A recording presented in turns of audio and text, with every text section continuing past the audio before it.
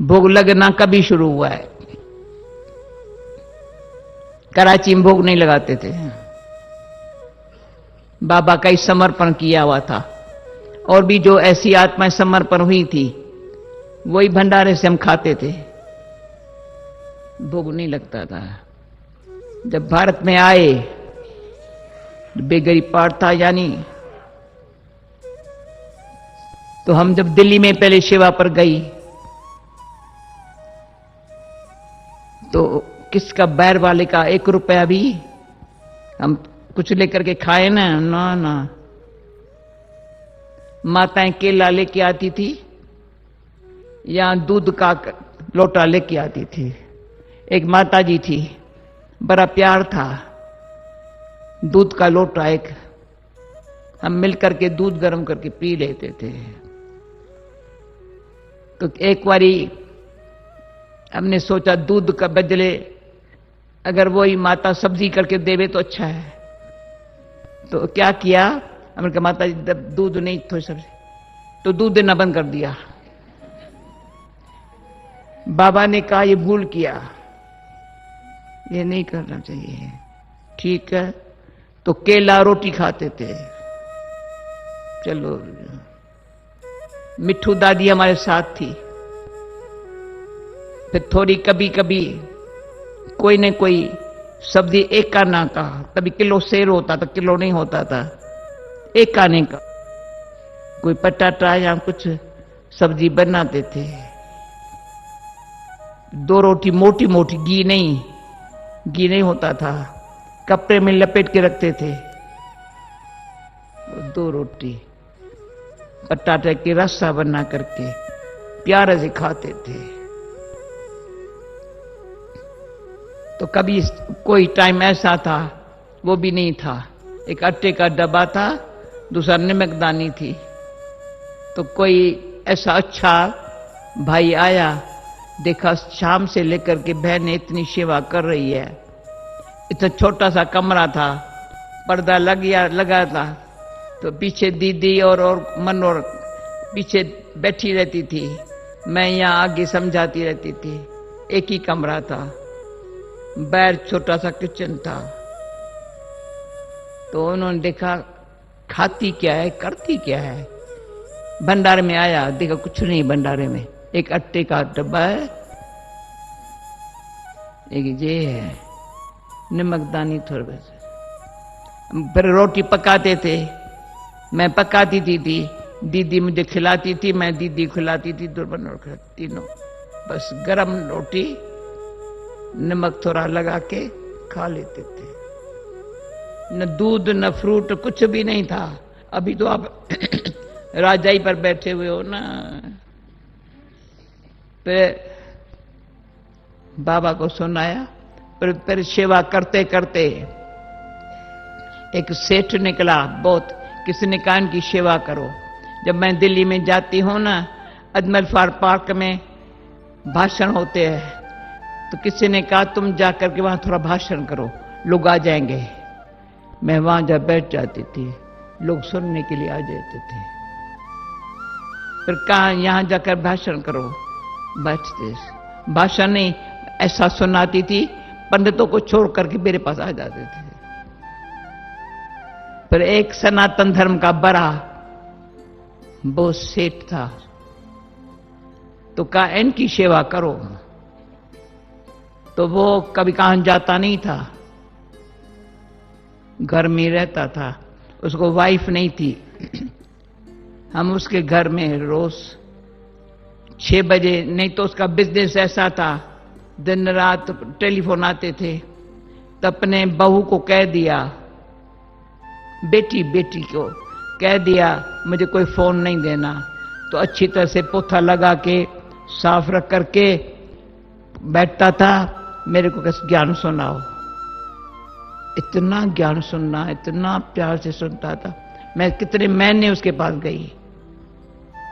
तो बेटी को कहा एक बोरी चावल की, एक बोरी गेहूं की, घी का डब्बा यहां भेज दो। तो मैंने बाबा को लिखा, बाबा ये दूसरा एक निकला चांदनी चौक में, उसने थोड़ा ज्ञान सुना, मुझे पहचाना मैं सिंध में कहां से हूं। तो मैं कहा दादा, काका काका कहते थे बड़ों को, काका शाम को जब आपके जो सेवादारी काम करने वाले हैं तुम सत्संग रखो, मैं आएंगी रोज। वो था गणेश खोपरा मिल, खोपरा मिल थी उसके पास।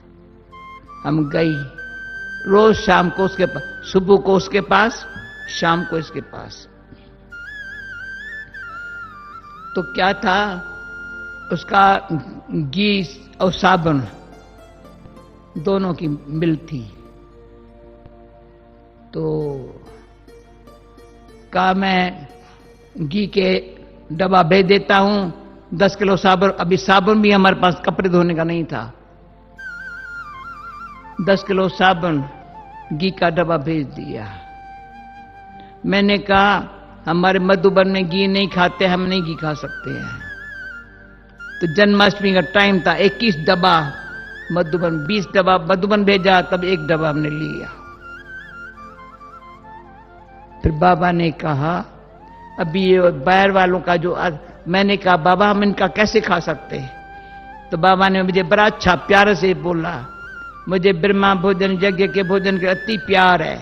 बच्ची तेरे पेट में कोई खिचड़ी का नहीं जा सकता है, तुम्हारे पेट में जो ब्रह्मा बाप का ब्रह्मा भोजन गया हुआ है वही जा सकता है। क्यों लगता था ना ये कैसे, ये सेवा करके। फिर बाबा ने कहा अभी ये भोग लगाना पड़ेगा बाबा को। रोज बाबा, रोज गुरुवार का पीछे शुरू हुआ है, रोज जो भोजन बनता बाबा खुद बनाता था, मम्मा खुद बनाती थी, खिचड़ी पटाटा दाल ये मम्मा खुद बनाती थी। बड़े प्यार से भोग लगाते थे। बाबा मम्मा यहां बैठते थे, बाबा यहां मम्मा यहां फिर कोई संदेशी, अभी संदेशी कोई ना कोई संदेशी होती थी, वो भोग लगाती थी, हम सब यहां बैठते थे। तभी पंकजा बहन को मैंने कल बहुत प्यार किया, परसों मुझे बड़ा अंदर से एक्यूरेट है जब बाबा ये भोग लगा रही है टाइम पर। जो भोग लगा करने का जो महत्व है ना,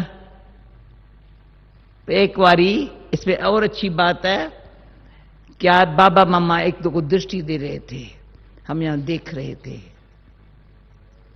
इतना वायुमंडल इतना पावरफुल था। पीछे मम्मा से पूछा, मम्मा आप कहां थी, क्या अनुभव क्या रही थी? क्या लक्ष्मी नारायण की ये अनुभव किया? मम्मा ने इतनी हमको देसी दृष्टि दी, जैसे हमने मम्मा को नीचे उतार दिया। क्या बोला? लक्ष्मी नारायण की, वो तो नीचे उतरी हुई बात है। मम्मा एकदम वतन में संपूर्ण स्थिति में थी बाबा के साथ। तो ये क्यों सुना रही हूं? ऐसे जो हमने दृश्य देखे हैं, आंखों से देख के अनुभव किए हैं, मेरा जी चाहता है ये अनुभव आप करो।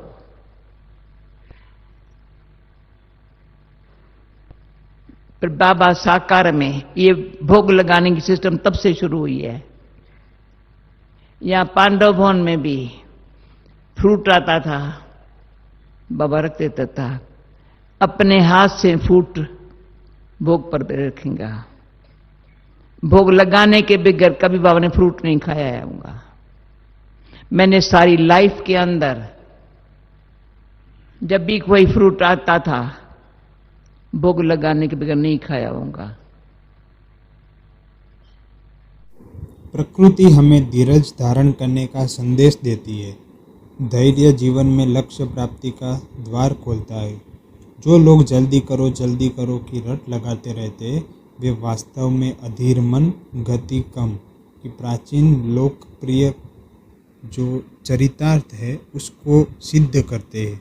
सफलता और सम्मान उन्हीं को प्राप्त होता है जो धैर्यपूर्वक काम में लगे रहते हैं।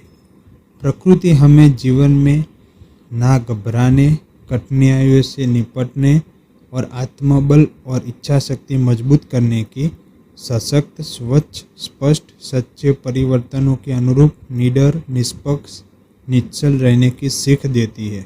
प्रकृति हमें सीख देती है कि जैसा बोओगे वैसा काटोगे।